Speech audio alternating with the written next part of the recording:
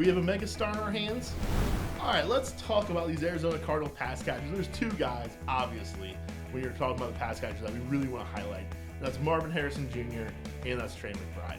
Let's start out with Marvin Harrison Jr., rookie wide receiver, 4th overall pick, Ohio State.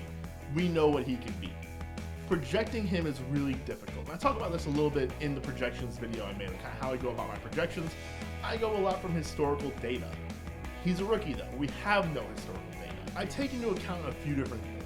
The offense he plays in, what he was drafted to be, as well as kind of player comps for him, what the expected role in the offense is going to be. So for Marvin Harrison Jr., I looked a little bit at Jamar Chase's rookie year to kind of get some like efficiency numbers. I looked at what the Arizona offense has been to look at some like target numbers, as well as I looked at kind of what rookie wide receivers tend to get in year one and what wide receiver one's target share is in an offense.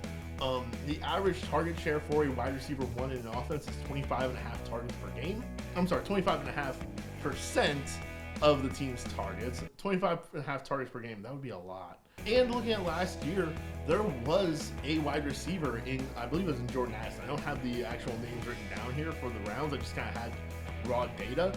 But there is a rookie wide receiver last year who had a 23.2% target share drafted in round 1. Puka had a 29.9% target share. So I put Marvin Harrison at 27% as his target share. That's going to get him up to 158 targets on the season. And I kind of gave him a catch rate, kind of like a Jamar Chase catch rate, because again, I think that's just the closest comparison we have for him as a rookie. That gets you 102 receptions from Marvin Harrison Jr. as a rookie. I also have him getting up to 1,300 yards and 6 touchdowns. I don't think the 6 touchdowns are necessarily a ceiling there. I think he could go beyond that and get to even 7 or 8. 1,300 yards is a lot, so that one is maybe a bit closer to that ceiling projection, same with 102 receptions as well. But I think those projections really show just what kind of a monster player we think he can be. And that target share for him, it wouldn't be shocking. You know, Hollywood Brown, it actually vacates a 28% target share in this offense. So that 27% I gave on Marvin Harrison Jr., that's well available and plausible for him this season. As far as the rankings go, right now, and you will check the community tab to see updated rankings, I'm making this at recording time here in mid-May. So a long time to go between now and draft time. So be sure to check the community tab for updated rankings throughout the summer.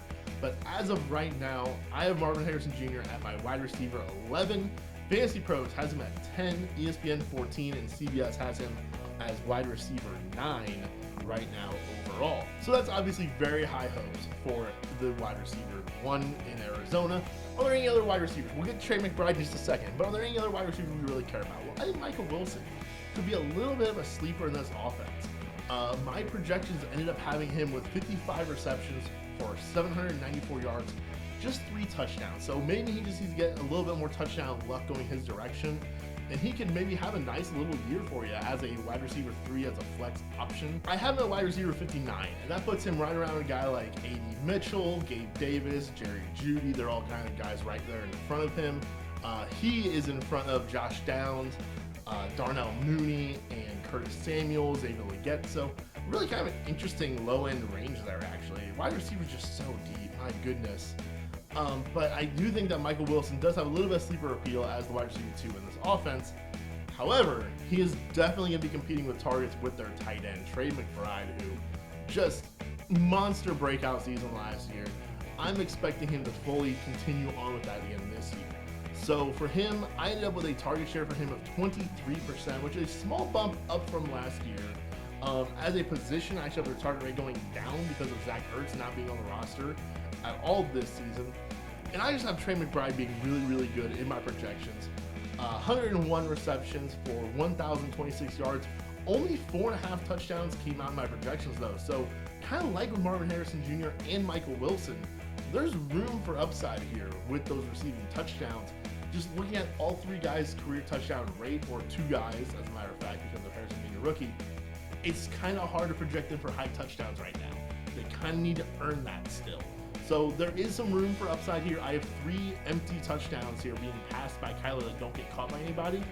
I think it's fair to assume maybe one each between McBride, Wilson, and Harrison. Maybe 2 extra. Go to McBride. That could get him up to 6, 7 touchdowns. And right there, you're looking at a mega star tight end with Trey McBride. I have him in my rankings as a tight end 4. Fantasy Pros has him at 3. ESPN and CBS do also have him right there with me at tight end 4. So everybody has him really, really high up. We all expect great things out of Trey McBride this season. What do we think, however, about the running backs in this Arizona backfield? Got an old guy, got a young guy. How does that all shake out? You can check that out right here as well.